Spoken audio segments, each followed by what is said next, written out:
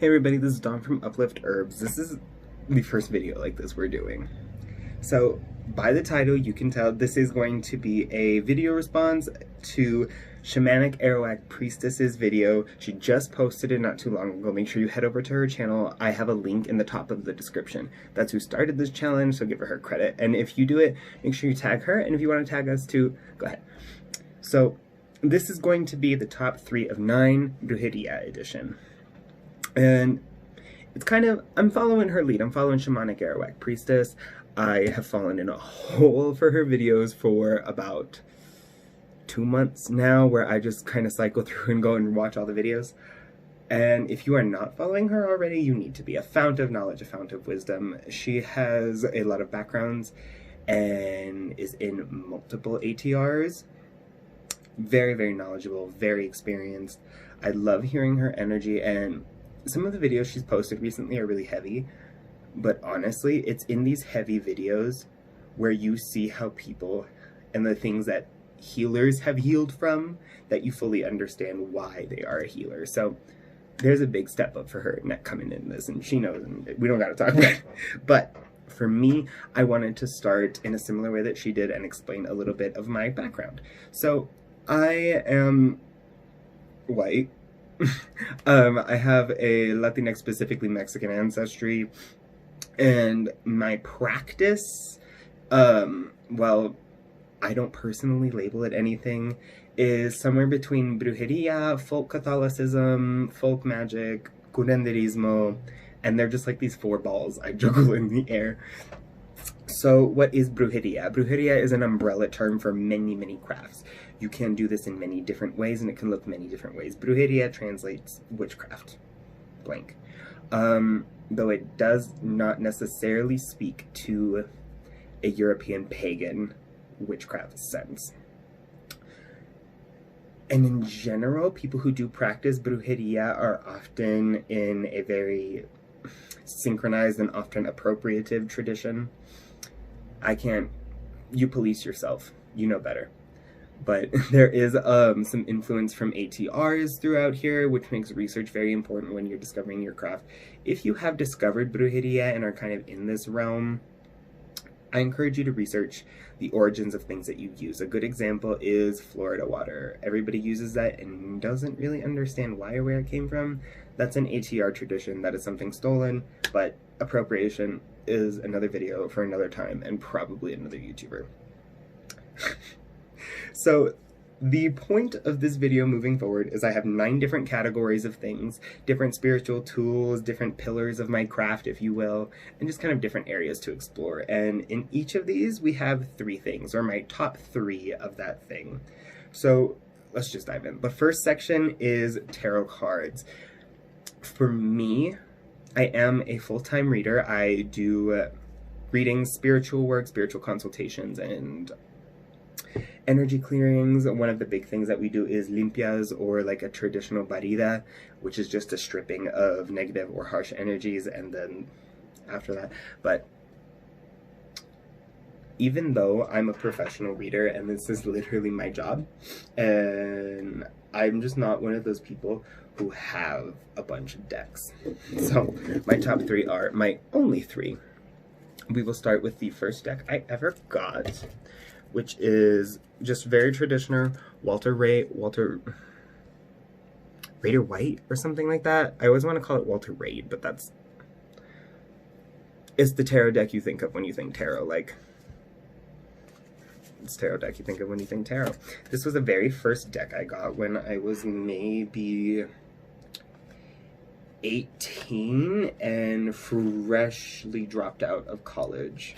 So this was very much like, hey, I'm completely lost and I need to start somewhere deck.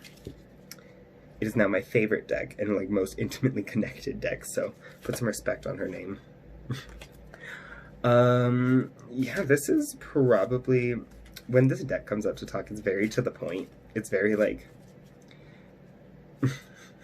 I in my craft will bind or sort of dedicate a deck to a spirit I work with.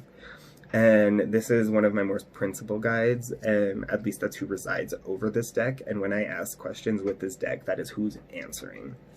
And she's just very to the point, very fiery in nature, and it's like, she's just gonna tell you what she has to tell you, and if it burns you, sorry.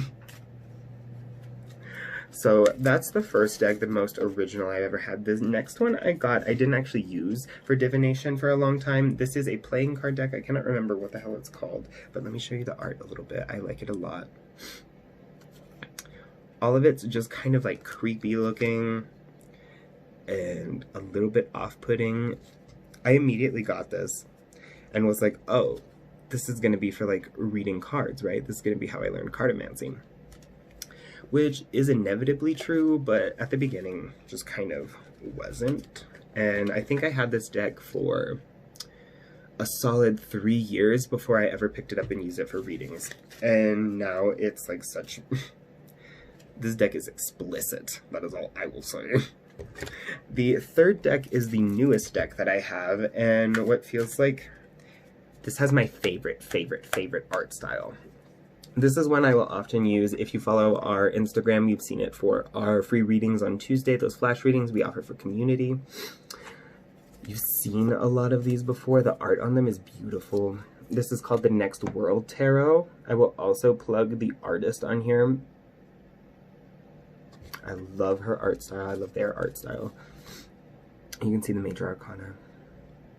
Really, really pretty. It also will do astrological signs down here and then ruling planet, which just kind of helps to talk about the energy of the card. It also makes it very easy. These cards, however, in this deck often speak of grander pictures or about specific traumas, which is very like, it's like I'm either going to give you the whole picture of your destiny or I'm going to tell you that the one tiny little thing you did today ruined your life. That's this deck. That's the voice it uses. So those are the top 3 decks. Again, you'll need to go watch Shamanic Arawak Priestesses because I loved her thing. I just love hearing her talk. I'm such a big fan. I'm a big fan. I'm a big fan. I'm going to be a big fan. I'm going to continue being a big fan. I think you're doing great. I think you're doing wonderful, and I wish you blessings in abundance, and I wish everything that's for you comes to you fluidly. I hope you have grace. I hope that everything is great. I hope you are drawn closer and closer to your spirits. I love you. Have a great day. Thank you for posting your content. Thank you for sharing your story. Thank you for doing this healing work, and thank you for being you. Next one, section 2 is candles. I'm going to let you know this is going to be kind of come a plug, and this is where we combine 2 videos. So I recently got sent some candles by a longtime client and a longtime friend who is getting into shipping her candles out more and really making these intention candles. I've talked about this a lot, and I may or may not post an individual review, but this is a candle from Moonlight Medium. This is the Lift Your Spirit candle. Probably my favorite candle I've gotten so far. I got this one, I got a prosperity candle, and I got a pine candle. The pine candle was immediately claimed by one of my spirits, which I thought was hilarious. Often the gifts that I get from people are like not even for me, and so it's just like, oh, okay, thank you for sending me the candle, but also it wasn't mine. At least I get to enjoy the light and smell. I'm thankful for it. This is the Lift Your Spirit candle. I have nothing but good things to say about this. It has eucalyptus, it has spearmint in it, and it has rainbow fluorite pieces, which in my personal practice, I don't use crystals that way a lot, and I have very rarely put them inside of candles. So this is like something totally new for me, and truthfully, the energy this candle gave up was amazing. Specifically, I had originally lit it on my ancestor altar. Lift your spirits. I'm lifting them. And after that, it made channeling and some like automatic writing sessions afterwards very easy and very fluid to do. I can sometimes have a hard time getting into a trance or getting into a place where I can fully channel and automatic write. This candle was very, very helpful. The only thing I added was some hyssop. I cleansed the outside and with some spiritual cologne and put prayers and stuff in it, but I love this candle so much. I'm going to get the prosperity candle and show you what that looks like because I want you to see her logos and how much effort that is put into this. Alright, so this is the prosperity candle by Moonlight Medium. I have changed this a little bit. I added a little bit of my own prosperity powder blend. I do make my own. It takes a long time to make. There's a lot of prayers and stuff in it. And so I just like to add a little pinch to the top of candles for an extra kick. This one is beautiful, and I just love her candle making skills.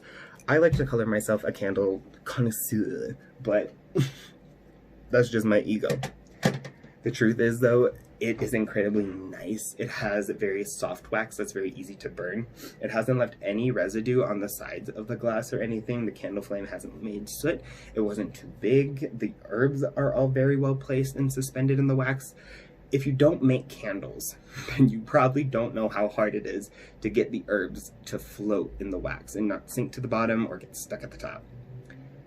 If you know, you know, and if you don't, now you do. Congratulations. But the craftsmanship in these candles are amazing. Again, these are by Moonlight Medium. Their Instagram will also be plugged in the description below.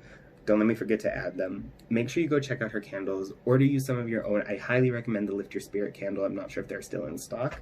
If they're not, I got mine. The next of my favorite candles is this Guadalupe candle. And now this is a very, very common candle you will see in a lot of stores, but it's still one of my favorite. This is probably the first kind of magic I was ever introduced as a child.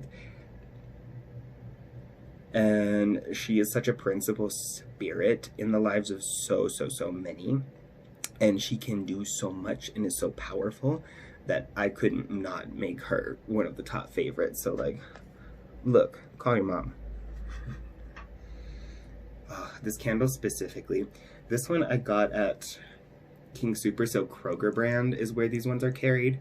And I like rose perfume and rose scents, but only a very select few roses. I don't like when it smells too artificial.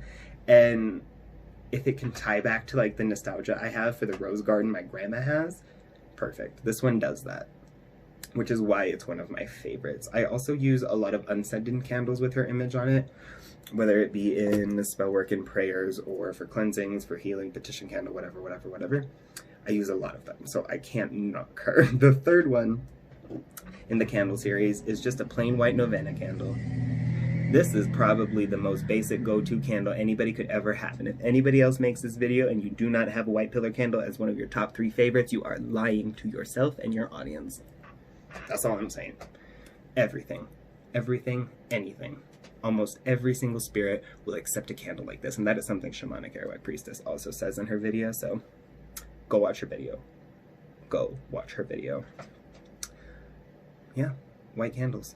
You can dress them. I carve them often if you want. You can use Sharpie to write a petition on these.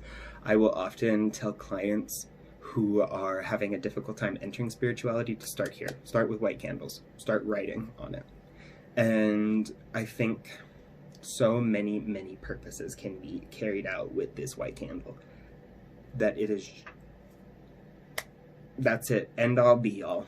The white novena candle. Alright, so that's my top 3 for candles. The next section is going to be incense.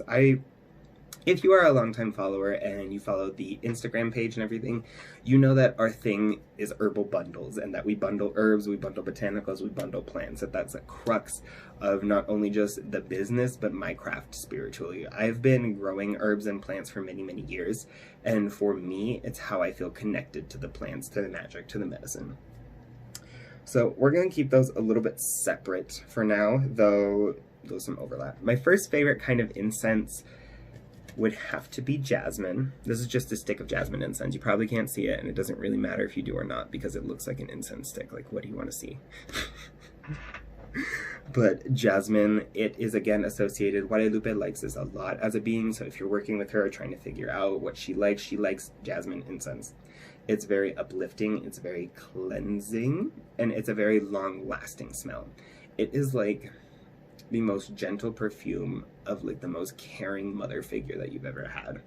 And energetically, spiritually, it treats the space it burns in the same way. It brings in a lot of like unconditional love that in our kind of limited minds we would label as motherly, but isn't necessarily femme or about being a mother. Like, I don't necessarily agree, and from my practice, herbs and plants are not gendered. So it does have a very motherly energy. It's not gendered though. The next one, I don't actually have, but my favorite incense or resin would have to be frankincense. Has to be. A lot of my family are traditional Catholic. Some of them, going back for years, are Catholic. Some of them are more folk Catholics, but wouldn't wouldn't say that. So frankincense definitely has to be up there. I use it in cleansing, consecrating altars. I use it before works. I use it before starting a day of readings, everything, all the time, anytime when I get it. The caveat to that is that frankincense, the resin is actually incredibly hard to extract, and the trees that it's extracted from are becoming endangered. So I'm going to leave it as one of my favorites, just also adding the knowledge that it's something we should all be using sparingly.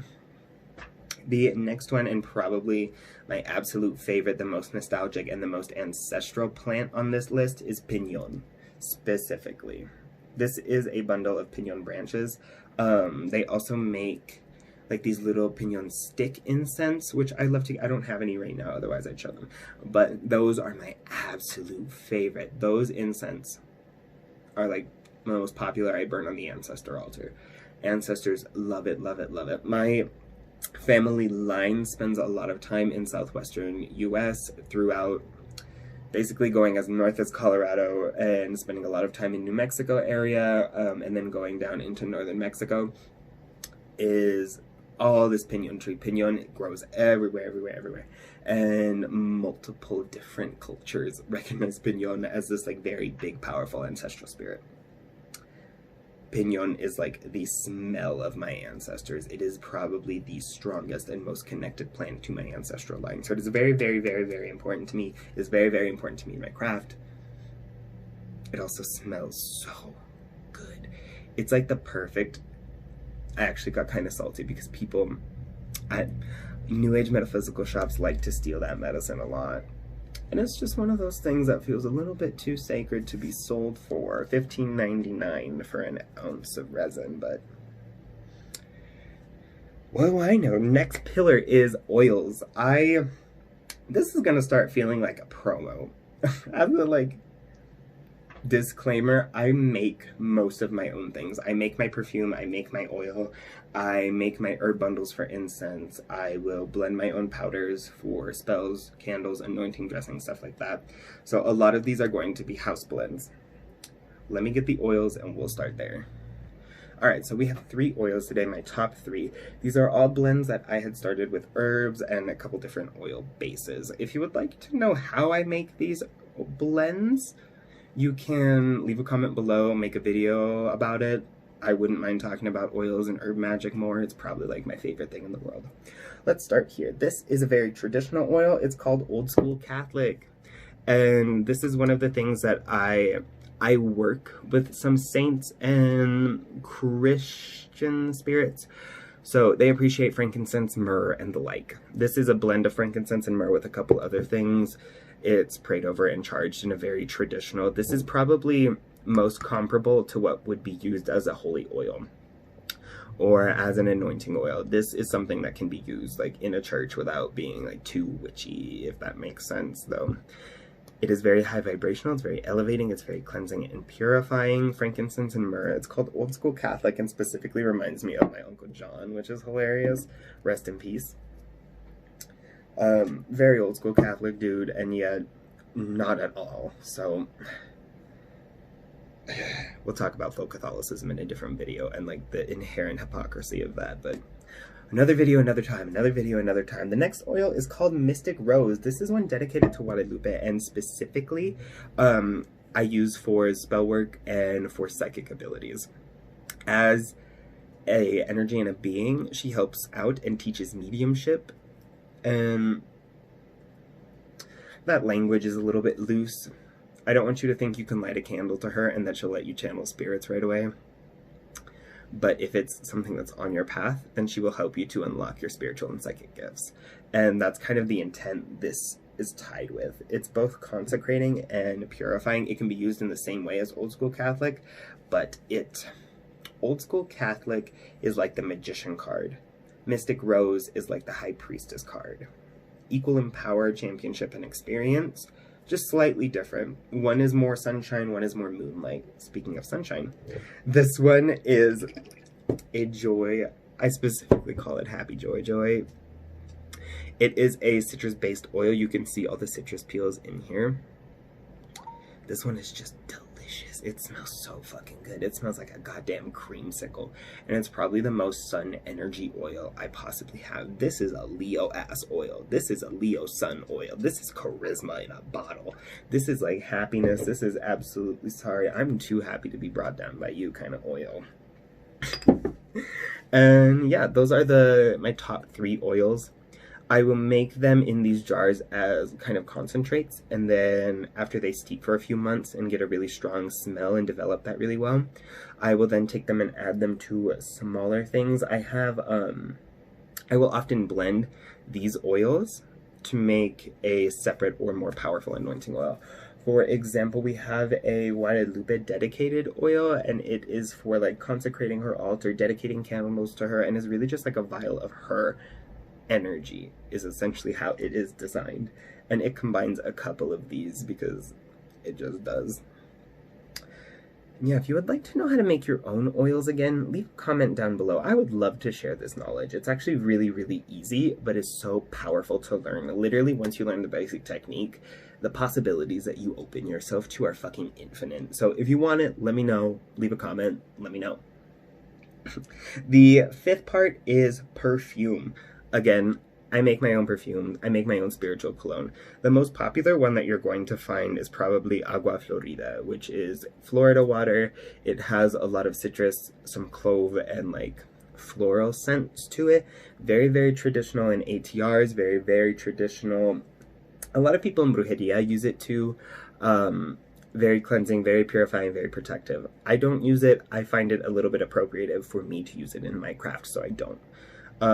It also, again, is much more important for me to be involved in the process, and when I can make something myself and watch it grow, it means more to me. So I make my own perfume. You've probably already seen this and know exactly what this perfume is. This is our cinnamon roux perfume. There are some other things in here. There are blessed herbs, oils, woods, all kinds of stuff in here. This is literally packed with energy. But it is probably my most used and most common. I use it to clean down spaces before readings. I use it to clean my tools. It's probably my go-to to cleanse candles. Cinnamon and roux perfume is by far, it basically covers every single base you could possibly have. It does everything. It does damn everything. It does everything, everything, everything. And before I move on to the next perfume, we've been talking a lot about saints. And I feel like when I do this, it confuses people a lot because I'm like, Brujería, saints, pagan deity, one breath. I have an eclectic ancestry. That's how we'll put that. And it leads to often eclectic spirits. It's sometimes hard to navigate, but I guess I'm just saying this because the next perfume is called Pan's Blessing. And it is dedicated to Pan, to the spirit of nature, yes, to the goat man, yes, to the Greek deity. Oh my god. I love this perfume. I love it so, so much. The basis of it is pine and burnt orange peel. Delicious. The most amazing. And it's just designed to mimic Pan's energy. I often make perfumes for spirits I work with, both as an act of devotion and as a way to kind of understand their spirit more and to more intentionally invoke them without necessarily doing like a full invocation. So like when I use this, it's like literally spreading Pan's blessing throughout some things. And if I use it on tables to clean, then that's that. I often will take perfume and just pour it into a fire-safe dish and light it on fire as an offering and as a way to cleanse some things. But yeah, that's my second perfume, or my second spiritual cologne. The third one is almost empty and I have to replace it. This is called Mystic Rose. Look at the base. It's a rose. And I bet you know who this is for.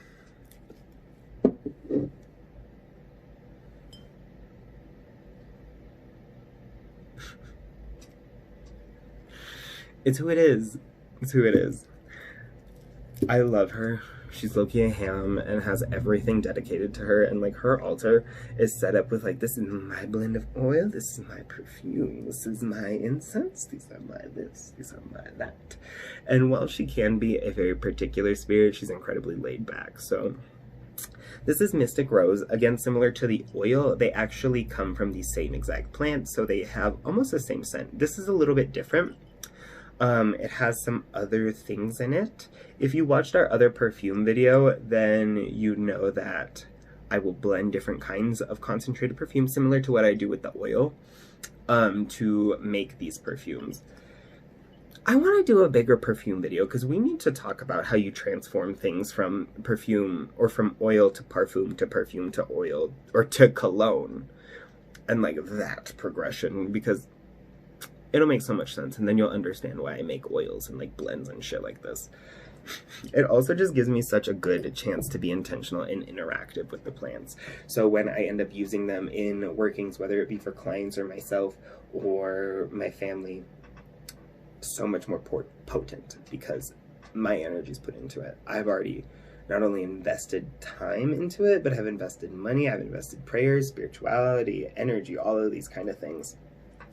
So those are my top favorite perfumes. The next section is crystals, and I have to be honest, I've only ever bought like myself maybe 3 crystals in my whole life, and for a long time, crystals were something that I kind of wrote off as new agey and was like, this is not really like my practice. I don't really know about it, to the point of like I had an amethyst, I had some stuff, did some stuff, researched it, and a lot of it was just too new agey for me to feel very comfortable adding to my craft. It took a long while and essentially being gifted crystals for me to want to work with them. The first one is actually one of very few that I bought for myself, and it's just a Selenite Tower. It's about 3-4 inches tall. I love to use it for tarot readings. You'll often see it in pictures. Selenite, direct channel to creator. It is literally a highway to divinity. It is what it is, and I love it. It cleanses stuff around it and can make spaces that it is placed much more purified and much more elevated. The second one is one that I inherited from my grandfather after he passed. I call it the Silver Moon. This is real silver. This is something that he pulled out while working in the mines. Mountains of Colorado, there's a lot of silver and gold deposits. Not as much as there used to be, but there's some. Anyway, this is a chunk of silver inside of a quartz crystal, and it's shaped like a crescent moon. Again. Oh, crescent moon? I don't see the symbolism or how it relates to this video. Crescent moon who? So yeah, this is my silver crescent moon. I love it very, very, very much. It's so important to me. It's both an ancestral thing and a connection to my grandfather, as well as it is a perfect addition for my altar. It is so, so purifying, and it's just like the most intuitive and psychic stone I have right now. I'll get ready for this next one. Hang on, I gotta... Excuse me. Let me just get a crane.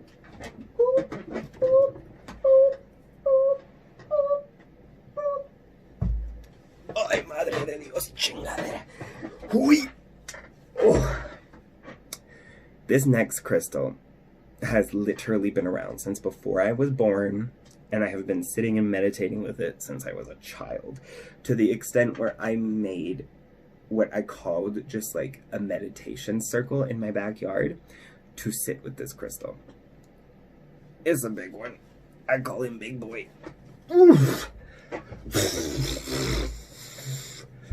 All right, it is a big, unpolished, unprocessed chunk of quartz. Oh my God. And it's just a fucking fount of energy. Just pump, pump, pump, pump, pump.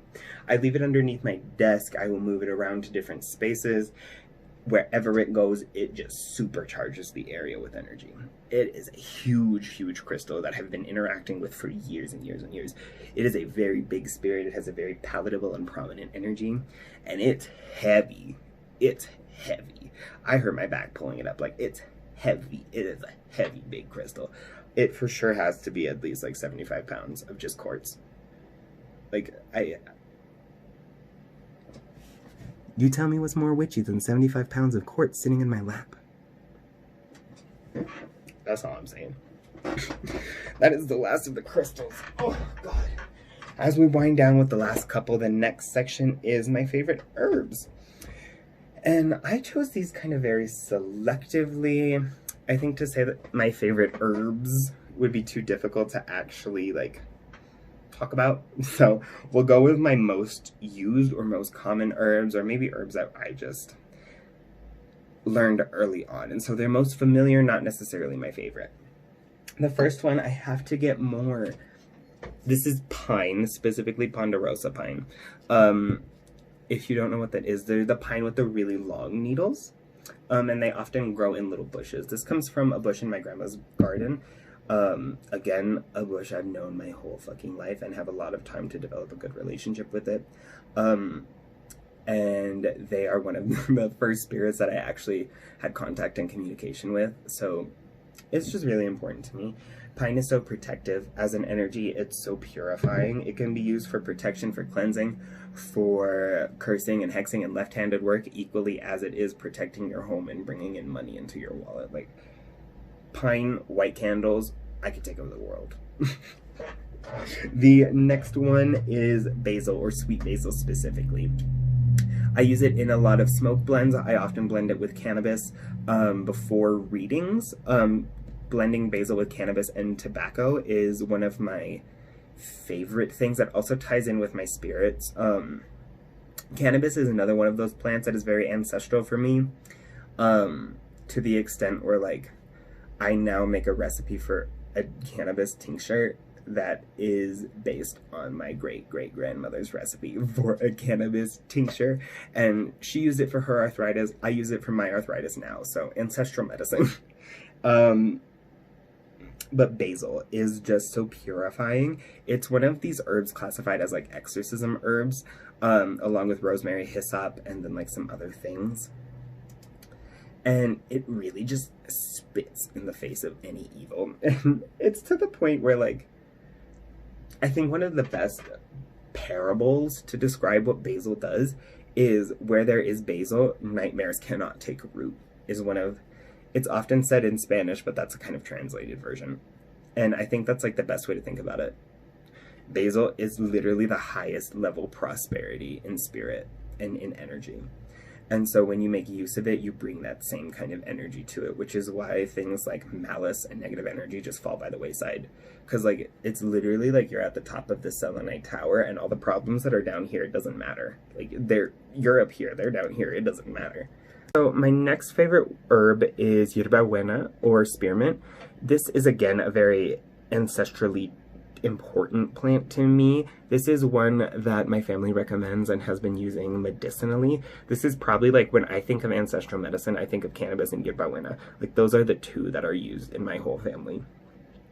And this one is very good and is most often used for menstrual cramps, stomach cramps, or just indigestion in general. It has a lot of medicinal purpose. It has a lot of medicinal purposes. It has a lot of medicinal purposes.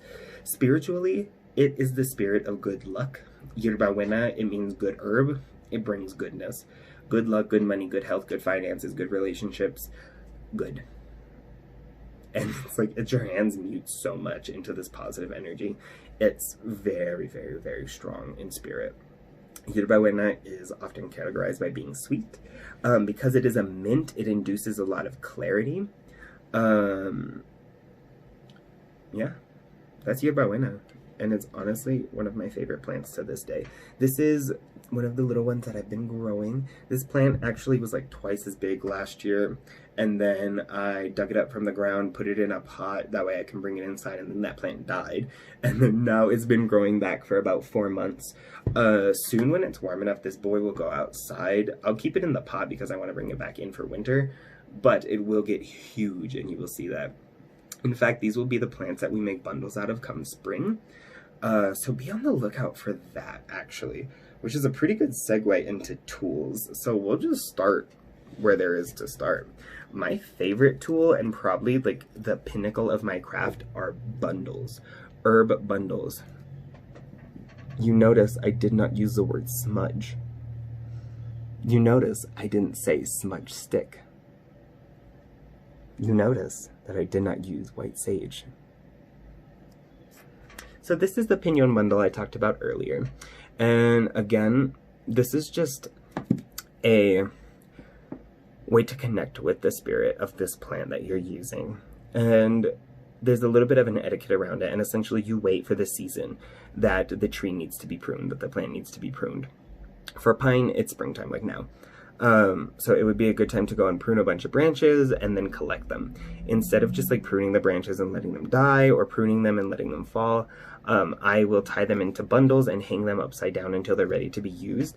This smoke is actually very, very purifying and very cleansing. When you put pine smoke into the air, it's antiviral, it's antimicrobial, and it's antibacterial as well. You can see the use and benefit in such a time like this. But it's also very purifying, and as an energy, it doesn't interfere with anything else. Like, it's not going to push an energy away if you're trying to attract it. Whereas, like, sometimes you're trying to attract money to pay bills, and that's not the highest vibrational energy, right? It's like more of an energy of necessity. And so using something like white sage in that space would be like toxic. It's like you're pouring vinegar on this plant you're trying to grow, and then like, why isn't it growing?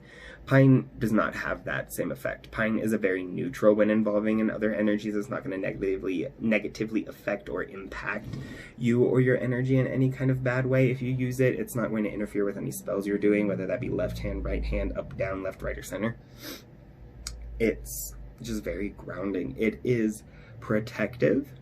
It is prosperity drawing. And that's kind of, it just does that. It's not affected by so much other else, and it doesn't affect much other else either, which is, I think, one of the reasons that I love pine so much. But this was about bundles and bundling in general. And specifically, it's just a good way to not buy or need to buy incense. It's like, I don't need to go and buy somebody else's bundle. I want to talk and trim and develop a relationship with the plants around me and their spirits, because it makes the bundle that you use, the smoke that comes off of it, and the prayers that you offer using this bundle so much stronger and so much better. The next one of my favorite tools is going to be prayer books. This are my two favorite prayer books. This one is called New Revised Helping Yourself with Selected Prayers. This one is called La Fe en la Oración. They're basically the same book, only this one's in Spanish. It has some different ones in here. For example, I like, some of the prayers are better in here. Most of these ones are fine. They're fine. Could use improvement. If you are working with Santa Muerte or San Martin or any of these more spirits that are more, I don't know, Latinx than anything else and are kind of venerated in these like Afro-Latin crafts and things like that, you're probably going to want the one that's in Spanish. If you are working with saints and just kind of want to learn some different ways to pray, then the English one is perfectly fine. I use both. I use them in tandem. There's a lot of overlap between these two, so if you don't read Spanish or just don't want it, don't buy both. If you're nosy and want to know the difference, buy both. So the next favorite tool in my craft, and I don't even know if I'd call this a favorite so much as just like a staple. So much as just like a staple, and that's mirrors. So I use mirrors in a different way that some other people do. They serve some different purposes, and the main one, my mom has always my whole life said that mirrors reflect light, that they reflect the light of God, which, like, when I apply this to a more spiritual sense and kind of take it out of her like Catholic kind of upbringing, and it's like, oh, I can use these to sort of, when I place it, I will say I'm placing this mirror to double the light in this space, to double the prosperity. It reflects the lights of candles and things, which in my craft gives it more power. And it's like, you put a candle on a mirror, you now have multiple candles, or the energy of multiple candles. It also serves as a sort of portal into a more spiritual place. I often use mirrors for divination equally as I do for spell work. Mirrors can be used left, right, hand, up, down, center, any way you want. There's a lot of people who will not use them in spirit work because they believe that it will trap the spirit. If that's your craft, that's your craft. It's not mine. In mine, it helps attract and release spirit. As long as you're not being a dick and saying, like, I bind you to this mirror spirit or whatever. If you're not being an intentional asshole, I think they're great to use. And yeah, those are my top 3 favorite tools. The last section of this is my favorite curios. This has been a long video, and I hope you all stuck around for the whole thing. I hope you had a snack, I hope you had some drink, I hope you have a little smoke if you need that, and do it. The first curio I want to share is this little skull. You can see there's a lot of herbs, there's some currency in there, and some other things. This skull has been with me for about a year now. It'll be a year in August, I believe, but it has been a very, very powerful ally. This is dedicated to a spirit, and it is very good. You will see it in a lot of readings, especially if you do the flash readings with us on Tuesdays. It's prosperity drawing, and the spirit that this is dedicated to helps with wealth and business and prosperity. And honestly, it's just such a pretty skull. Like, it's supposed to be for candles, but it's genuinely too small to even put a single candle in. You can see that there's lots of wax and things on it. You can see there's a lot of energy put into this boy. I love these marigolds up here. Again, very ancestral. I also like the placements of them. So yeah, this is definitely top 3 curios. Let's see. What do we got? What do we got? What do we got? Next one is a stone. I didn't know what to do for curios, so now I'm just showing you like some weird shit I had. This is a river rock that I've had for years and years and years. I pulled it out of a river. Actually, I don't think it's been that long. I think it's maybe like 3 or 4 years old. But I pulled it out of a river in some mountains. River called to me and was like, hey, take this with me. If you are taking stuff from nature, make sure you are not taking, you are not stealing. This was reciprocity. I in return gave offerings. If nothing else, then just prayer. If nothing else, then good intentions. If nothing else, then coins. Like, give something. You should not be taking and to just take from nature. So this rock dedicated to a spirit. I'm not going to name them. If you know, you know. If you know the rooster feather symbolism, then you know, and you know. And if you don't, then you don't. But this is one of my favorite curios, and I love working with it. It's grounding, but because it's a river rock, it kind of helps you to stay mentally, spiritually, physically grounded through the chaos that is life, and through kind of this raging river that we experience as life. This river rock sitting at the base of it is exactly the energy it gives you. It helps you stay comfortable, stay grounded, and stay peaceful. The next curio I have, and basically the last thing on the list, is this big old skull boy. Skull boy is this big old statue. This is a ram that I've had for a really long time. It was actually my grandfather's. It's also a vessel I dedicated to Pan. This is one of very, very few spirits that like to be discussed so openly and publicly. Like, you've seen his perfume, and you're now seeing like a vessel. He's chill.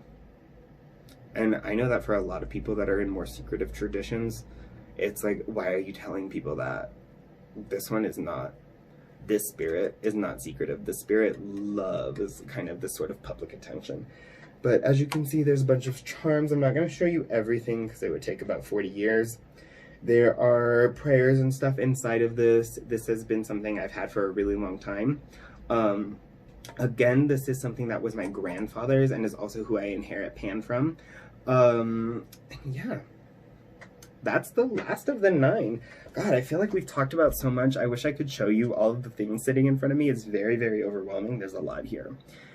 So that is that for this video. I want to thank one last time Shamanic Arawak Priestess for starting this tag. It is the top 3 of 9. If you want to tag yourself, or if you want to add to the tag, do a VR or go comment on her video. Make sure you tag her if you do it, and if you would like to tag us too, that'd be great. This has been Dawn from UPLift Herbs. Thank you so much for being here. Thank you so much for listening. I appreciate you so much. I hope you're having a wonderful day. And that's that. I'll see you next time, kids.